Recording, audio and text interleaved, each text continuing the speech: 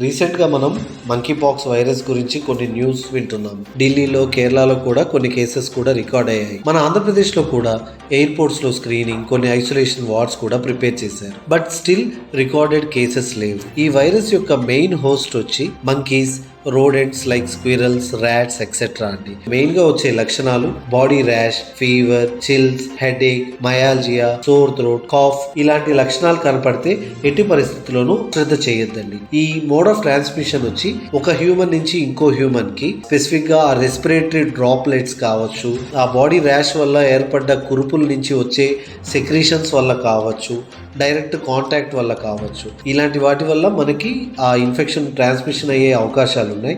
వీటిని గమనించిన వెంటనే డాక్టర్ని కలవాలి, మందులు వాడాల్సి వస్తుంది. ఇది హైలీ కంటేజియస్ కాబట్టి ఖచ్చితంగా ఐసోలేషన్ ని పాటించాలి. Proper diet, hydration and sleep అనేది చాలా ఇంపార్టెంట్ అండి. Thank you.